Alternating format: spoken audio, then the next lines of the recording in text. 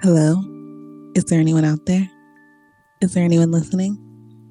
Welcome. Hello, everyone. Welcome and welcome back to this episode of Dear Aliens. I am your host, Molly. And as you can see, we are in a new location. I've been thinking about doing different things, doing something interesting, and maybe a change of pace. And today I thought, it's 80 degrees out.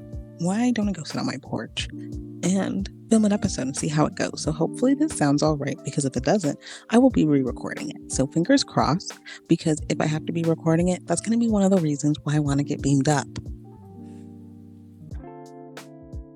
Y'all, do I have some would you rathers for you today? No joke. These ones are close to home. Like usual, obviously they both happen to me, but the level of disrespect that I'm going to tell you about, you will be shocked by. So, here's the would you rather. Would you rather have someone ask you how the orphanage was, or have someone ask your mother in front of you where she got her foster child? Yep, that sounds terrible, doesn't it? Let's start at the one on top, because that one slightly funnier. So when I was 15, I went on my first real date, and me and this boy went and saw The Hunger Games. Weird first date movie, not gonna lie. And one of the questions he asked me while we're on the date, he literally turns to me dead serious, and he says to me, "So what was the orphanage like?" And I look at him and I go, "What do you mean?" Because orphanages do not exist in America anymore. And he was like, "Yeah, I know, like, how is the orphanage?" And I was like, "I was born in the US. So let's go back to point one. If I was born in the US, I was not in a US orphanage." And I said, now in the US, we have foster care and there are foster homes. I said, people don't go to orphanages. Why would he think that was an okay thing to ask? Why also would he think that I was in an orphanage? First of all, it's not the 1920s, and this is America. Like, I know there are orphanages in other countries still, but there are not in America. I was like, dude. Also, he was Black too, so it was really confusing, and I was so annoyed that when we got back to school, I started a rumor about him. I started a rumor that people were calling him Peanut Head because his head was in the shape of a peanut. And then I started a second rumor that people were calling him Fetus Head. And then after like 2 weeks of all these people calling him like Peanut Head and Fetus Head, I went to him and I was like, I don't know like why people are saying this, but like someone started a rumor and now people are calling you like Fetus Head. Like, I'm really sorry about that. Like, that's really awful. And he was so upset. And I literally acted like I didn't even do it, but I literally was the one who started it. And that's what you get for asking me how the orphanage was. The other side of this, when this woman asked my mother where she got her foster child while I was with her.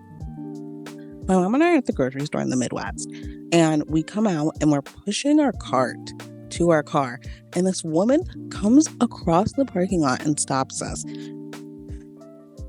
And I don't know why it matters, but I'm wearing a pair of Nike leggings with a black North Face fuzzy zip-up jacket and a pair of earmuffs.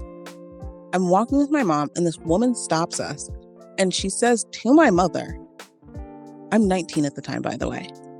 She says to my mother, who is white, "Where did you get your foster child?" And my mother looks at her and looks at me, and she's like, "This is my daughter." And then the woman says again, "Where did you get your foster child?" So I look at her, and I literally just walked away. I literally just turned around and like walked to the car and got inside. Like, I was like, I am absolutely not dealing with this woman. I was like, this is absurd. Like, so disrespectful. And my mom literally stood there and argued with her for like 5 minutes, which I totally get, because why is she going to assume that I'm a foster child? Also, I'm an adult. This woman stops my mother and goes, "Where did you get your foster child?" That is literally so criminal, disgusting. I could not believe that she would do that. Even if I was a foster child, that is still so rude. Acting like, where did you get her? As if there's a store and she could drop her the address. It was absolutely ridiculous. And I literally was like, I'm not dealing with this. I walked away from that woman and I was like, my mom can stand there and argue with her, but I absolutely do not have the time of day for a woman who's going to just come out of the blue acting that off the wall, no, literally acting that off the wall crazy. Criminal behavior. That's all I can say. Okay, no. But speaking of criminal behavior, I decided I was going to tell you about the time that I stole. And it's a really dumb story because it really affected me and made me think I was a terrible person. And because I was indoctrinated with religion at the time, I was like, I'm going to hell. Yeah, no, I'm not going to hell for this at all. You know, if I do go to hell, it's going to be a good time. It's going to be toasty down there. I'd rather be warm than cold. I'd rather be warm than cold any day of the week. So here's the time that I was a mini criminal. I went on this trip to Denver, Colorado, and one of the things that we did on the trip was panning for gold. And then you could take one of those weird mountain trolleys that like goes down through the mountain to the like lookout view where the waterfall was. And there was another gift shop that had like more gold and like other gemstones. And for some reason, I literally can't tell you like why I did it. I stole a tiny piece of gold from the gift shop. And then I told my friend who was with me about it, and she was like, this is so exciting. And she's like, let's tell my mom, like, this is so cool. And I was like, no, like, we shouldn't tell her. And she was like, no, like, this is so cool. And I was like, well, maybe if she's saying it, like, her mom will believe it and it won't be an issue. No, her mom saw right through it and was like, why did you steal? And I got like put in timeout. I was distraught on the side of a mountain. Per usual, just a little traumatized. But I stole this piece of gold and then I went and returned it. I literally like went back into the store and returned it. Like I felt terrible for taking it. If I were to go back in time again with the brain I have now, I would not have opened my mouth and I would have kept the piece of gold. That's all I'm saying. After the trip ended and we got back to the Midwest, I then was told I had to call my mom and tell her what I did. And I was so afraid. I thought my mom was going to hate me. Like, I thought she was going to say, like, she was so disappointed in me. And I got up the nerve to call her. And I'm crying. And she's like, why are you crying? And I was like, I'm going to say something and you're going to be so upset with me. And she was like, I'm not going to be upset. Like, just tell me. I finally tell her. And she's like, okay. And I was like, I stole. And she was like, yeah. She was like, you don't need to be this upset. Like, literally, she did not care for a single second. And then when I brought it up, like a decade later, and I was like, Mom, do you remember that time I called you and I was so upset because I did tell you about the time that I stole? She was like, no.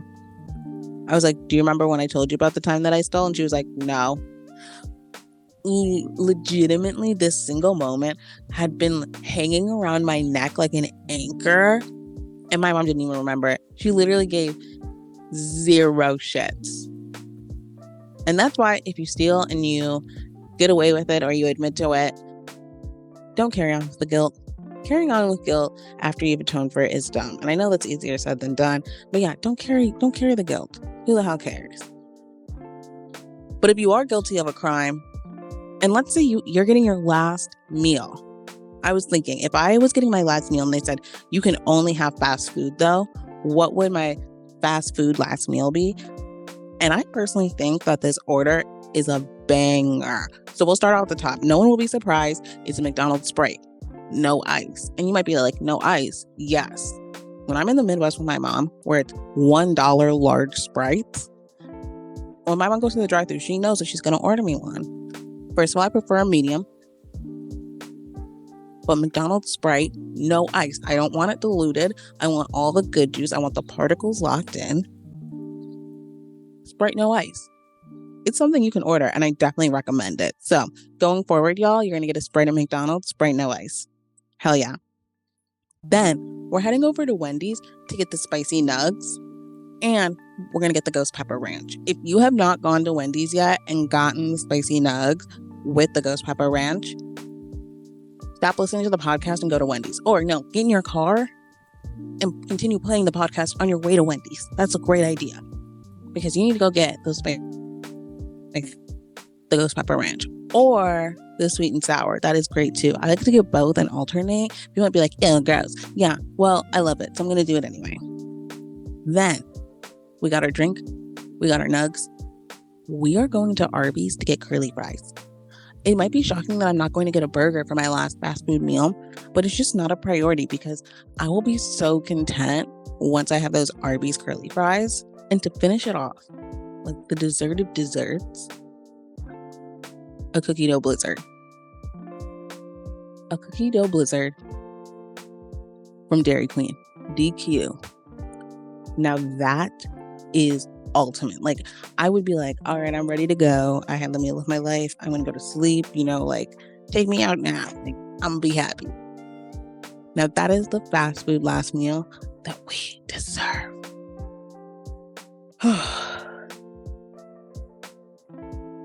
So I've been hearing a lot lately about twin flames. Like, I feel like everywhere I look, people are like, oh, I have a twin flame. Oh, my twin flame, blah, blah, blah.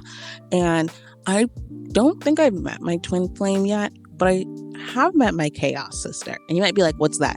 I did make it up. I am coining the term. I am known for coining terms. I coined the term academic bullying. It's a real thing now. But I have not met my twin flame, but I absolutely have met my chaos sister. I met my chaos sister in the 7th grade, but we weren't being chaotic and sisterly until like the last month of 8th grade.